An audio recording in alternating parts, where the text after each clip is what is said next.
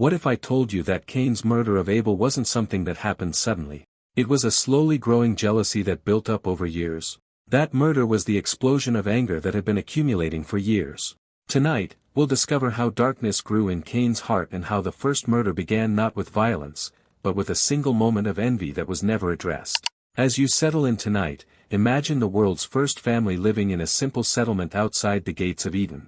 The air carries the sweet scent of cultivated fields and the warm smell of grazing flocks. In the distance, you can hear the gentle lowing of cattle and the soft bleating of sheep. This is a world still young, still learning what it means to be human, still figuring out how to live with the consequences of choices made in a garden that now seems like a distant dream. In this simple home live Adam and Eve, no longer the innocent couple who walked with God in paradise, but now seasoned parents who have learned the hard lessons of raising children in a fallen world.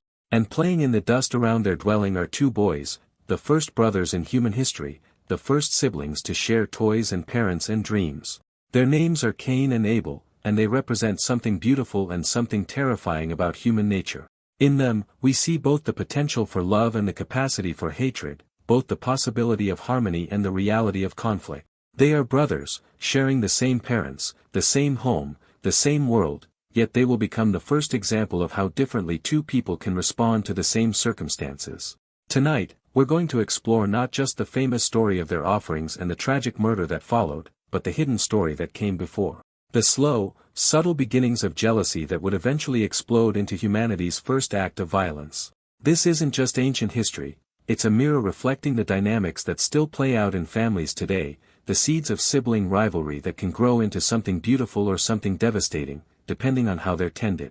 Come with me to witness the early days of Cain and Abel, when they were still innocent children, and discover how the first drops of jealousy began to poison what should have been the purest of relationships. In the beginning, Cain and Abel were simply brothers doing what brothers do, playing together, learning together, growing up in the shadow of their remarkable parents. Cain, being the older, naturally took on some of the responsibilities of an eldest son. He was the first child ever born, the first baby ever to cry, the first toddler ever to take those wobbly first steps. There was no manual for parenting, no example to follow. Adam and Eve were making it up as they went along. Abel came along some years later, and from the start, there were differences between the boys. Cain was practical, methodical, drawn to the rhythm of planting and harvesting. Even as a young boy, he loved working with his hands, turning the soil, coaxing food from the ground that his father had been told would now resist human efforts. There was something deeply satisfying to Cain about the cycle of seasons, the predictability of agricultural work, the sense of control that came from planning and executing a successful harvest. Abel, on the other hand, was drawn to the animals. While Cain worked in the fields, Abel preferred to spend his time with the flocks. He had a gentle way with sheep and goats, an intuitive understanding of their needs and behaviors. Where Cain found satisfaction in the reliability of crops, Abel found joy in the unpredictability of living creatures. He could calm a frightened lamb with a touch, find a lost sheep by following barely visible tracks, and somehow always knew when one of his animals was sick or in distress. At first, these differences seemed complementary rather than competitive. The family needed both agricultural produce and animal products to thrive. Cain's grain provided bread and sustenance, Abel's flocks provided milk, wool, and meat. Their parents praised both boys for their different contributions, and there seemed to be harmony in the diversity of their gifts. But underneath this surface harmony, something subtle was beginning to shift. It started with small things, the way their parents' faces lit up differently when Abel brought home a newborn lamb versus when Cain announced a successful planting. The way visitors to their simple home seemed more charmed by Abel's stories of animal adventures than by Cain's careful explanations of crop rotation and soil management. Abel had a natural charisma, an easy way of connecting with people that seemed effortless. When he told stories around the evening fire, everyone leaned in to listen. When he laughed, others found themselves smiling. When he spoke, there was something in his voice that drew people toward him, a warmth and authenticity that was magnetic. Cain, while equally intelligent and capable, was more reserved, more serious. His contributions to family life were substantial and important, but they were often less visible, less immediately appreciated. A successful harvest was taken for granted, a lamb saved from a predator became a story told for weeks. As the boys grew from children into young men, the comparisons became more frequent and more pronounced. It wasn't that Adam and Eve loved one son more than the other, they were learning how to be parents just as much as their sons were learning how to be brothers. But the way they expressed their pride and approval began to create subtle patterns that would have lasting consequences. When Abel came home with news that he had successfully protected the flock from wolves, Adam would clap him on the shoulder and praise his courage and quick thinking. The story would be recounted to Eve with obvious pride, and Abel would bask in the warmth of parental approval. When Cain worked long, back-breaking days to clear new fields or successfully experimented with new planting techniques, the praise was more muted, more matter-of-fact. "Good work, son," Adam might say, but there wasn't the same excitement, the same storytelling, the same sense that Cain had done something remarkable. This wasn't intentional favoritism, it was simply the difference between dramatic, visible achievements and steady, consistent progress. Abel's work naturally lent itself to exciting stories, rescuing animals, fighting off predators, discovering new pastures. Cain's work was equally important but less immediately dramatic: soil preparation, seed selection, irrigation planning. But to a young man who was already feeling the weight of being the firstborn, the pattern began to feel like a message. Slowly, almost imperceptibly, Cain began to internalize the idea that his contributions were less valued, less appreciated, less worthy of attention and praise. The first time Cain truly felt the sting of jealousy was during a particularly difficult season when drought threatened both the crops and the grazing lands. Cain had worked tirelessly to save what he could of the harvest, implementing water conservation techniques and carefully rationing their seed stores. His efforts meant the difference between the family having food through the winter or facing potential starvation. Meanwhile, Abel had made the difficult decision to move the flocks to distant pastures where water was still available, a move that required him to be away from home for several weeks. When he returned with healthy, well-fed animals, he was greeted as a hero. The successful preservation of the flocks was seen as a dramatic victory, a cause for celebration. Cain's equally important but less visible efforts to save the grain harvest were acknowledged, but with nothing like the enthusiasm that greeted Abel's return. As Cain watched his younger brother receive congratulations and hear stories of his adventures recounted with pride, something cold and bitter began to form in his chest. It wasn't that he begrudged Abel his success, not yet. But he couldn't understand why his own equally vital contributions seemed to generate so much less excitement, so much less appreciation. For the first time, Cain found himself wondering if his parents loved Abel more than they loved him. As months passed, this dynamic continued to play out in countless small ways. Abel's natural charm and the dramatic nature of his work continued to generate more attention and praise, while Cain's steady, reliable contributions were increasingly taken for granted. Cain began to notice things he had never paid attention to before. The way his mother's face softened when Abel told her about his day. The way his father sought out Abel's opinion on family decisions. The way visitors to their home always seemed more interested in hearing Abel's stories than in learning about Cain's agricultural innovations. What made it worse was that Abel seemed completely unaware of the growing disparity. He continued to treat Cain with the same brotherly affection he always had, sharing stories of his adventures and genuinely interested in Cain's work. But his very innocence about the situation only made Cain's resentment grow stronger. Cain began to interpret Abel's natural enthusiasm and storytelling as showing off. When Abel excitedly described a particularly beautiful sunrise he had witnessed while tending the flocks, Cain heard it as bragging about how much better his work environment was than the dusty, difficult fields. When Abel shared a moment of spiritual insight he had experienced while alone with the sheep under the stars, Cain heard it as a claim to be more spiritually sensitive, more connected to God.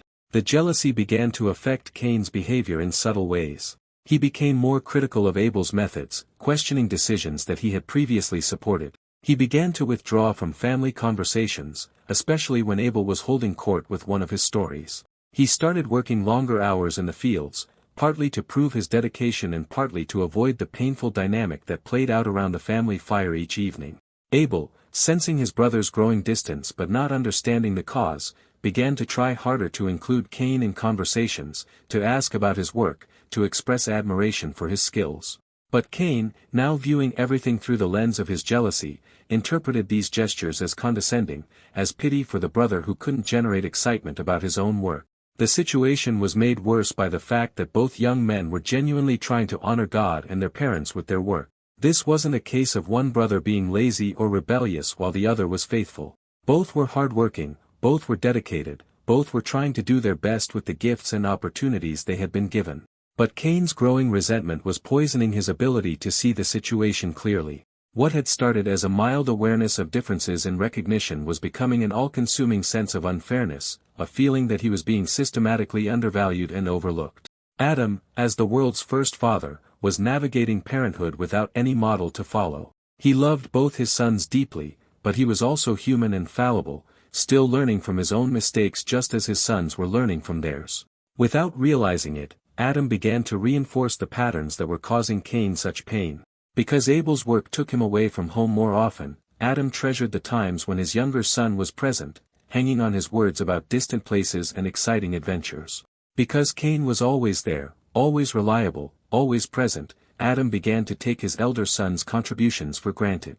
It's a pattern that plays out in families even today. The steady, reliable child who never causes problems often receives less attention than the more dynamic or unpredictable sibling. It's not that the parents love one child less, it's simply human nature to pay more attention to the variable than to the constant. Adam also found himself relating differently to his son's work because of his own experience. Before the fall, Adam had worked the Garden of Eden with joy and ease. After the fall, agricultural work had become toilsome and difficult. When Adam watched Cain struggling with the cursed ground, he was reminded of his own failure, his own responsibility for making life harder for his family. When Adam watched Abel with the animals, he saw something that felt more like the harmonious relationship with creation that had existed in Eden. Abel's natural way with living creatures reminded Adam of better times, of the paradise that had been lost. This wasn't conscious favoritism on Adam's part, but it had real effects on how he interacted with his sons. He found it easier to celebrate Abel's successes because they didn't carry the weight of reminding him of his own failings. Cain's agricultural achievements, while valuable and necessary, were also painful reminders of the consequences of disobedience. Eve, too, contributed to the dynamic in ways she didn't fully understand. As the world's first mother, she was learning how to balance love and guidance, how to encourage both sons while helping them develop their individual gifts. But she also had her own emotional responses to her sons' different personalities and ways of being in the world. Abel's gentle spirit and natural spirituality reminded Eve of the innocence they had lost in Eden. When she watched him with the animals, she sometimes felt like she was seeing an echo of what humanity had been designed to be. Cain's intensity and struggle with the difficult work of agriculture reminded her more of the harsh realities of their current existence. None of this was intentional, and none of it meant that Adam and Eve loved Cain less than Abel. But the cumulative effect of these subtle preferences was creating a family dynamic that was slowly poisoning Cain's heart and preparing the ground for tragedy. As both young men matured, they began to develop their own relationships with God, independent of their parents' faith. This should have been a beautiful thing, the second generation of humanity learning to worship and commune with their Creator. Instead, it became another source of comparison and competition for Cain. Abel's natural temperament seemed well suited to spiritual life. His work as a shepherd gave him long hours of solitude under the open sky, time for contemplation and prayer. The rhythm of his days, moving with the flocks to find water and pasture, created natural opportunities for spiritual reflection. The responsibility of protecting vulnerable animals developed in him a sense of care and stewardship that seemed to extend naturally to his relationship with God. When Abel spoke about his faith, it was with the ease and authenticity of someone who had experienced God's presence in the quiet places. His prayers were simple but heartfelt, his understanding of spiritual things seemed intuitive rather than labored. Cain, working long days in the hot sun, battling with soil that resisted his efforts and crops that failed despite his best efforts, found spiritual life more difficult.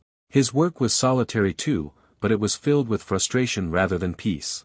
Instead of quiet contemplation, his days were filled with physical exertion and mental calculation about irrigation, pest control, and harvest timing. When Cain tried to pray, his mind was often occupied with practical concerns about the work that needed to be done. When he tried to contemplate spiritual things, he was distracted by the very real pressures of producing enough food for his family's survival. This created another area where Cain felt he was being compared unfavorably to his brother. Not only did Abel's work seem to generate more appreciation from their parents, but his spiritual life seemed to flow more naturally, to be more authentic and effortless. Cain began to feel like he was failing not just as a son and a brother, but as a servant of God. The very ground he worked had been cursed because of his parents' disobedience, and every day of difficult labor reminded him that his life was marked by the consequences of sin in ways that Abel's life didn't seem to be. This spiritual dimension of the comparison would eventually become crucial to the tragedy that followed. When both brothers began bringing offerings to God, they brought not just their physical gifts but all the emotional baggage of their relationship, all the accumulated resentment and pain that had been building for years. By the time Cain and Abel reached young adulthood, the pattern was firmly established. Abel continued to receive more attention, more praise, more emotional engagement from their parents, while Cain's contributions were acknowledged but not celebrated. Abel remained largely unaware of his brother's growing resentment, continuing to treat Cain with affection and respect, which only made Cain's jealousy more painful. The jealousy had moved beyond simple desire for recognition. Cain had begun to build an entire narrative around his perceived mistreatment. In his mind, he was the responsible one, the one who did the hard work of ensuring the family's survival, the one who sacrificed comfort and ease to provide for everyone's needs. Abel was the favored one, the one whose work was easier and more pleasant, the one who received credit and appreciation without having to truly earn it. This narrative wasn't entirely false. There were real imbalances in how the brothers' contributions were recognized and valued. But Cain's jealousy had distorted his perception, making him unable to see Abel's genuine good qualities or to appreciate the ways in which his own contributions were valued. Cain had also begun to project his resentment onto God himself. If his parents could see how hard he worked, how much he contributed, how faithful he was, then surely God could see it too. Yet God seemed to allow the unfair dynamic to continue. In Cain's increasingly bitter perspective, even God seemed to prefer Abel. The stage was being set for the confrontation that would change everything. Both brothers had been bringing offerings to God, expressing their gratitude and worship through gifts from their work. For Abel, this was a natural expression of the spiritual life that flowed easily from his shepherd's heart. For Cain, it had become a way of trying to prove his worth, to demonstrate his faithfulness, to finally receive the recognition and approval that he felt he deserved. Neither brother knew that their next offering would become the flashpoint for all the accumulated jealousy, resentment, and pain that had been building for years.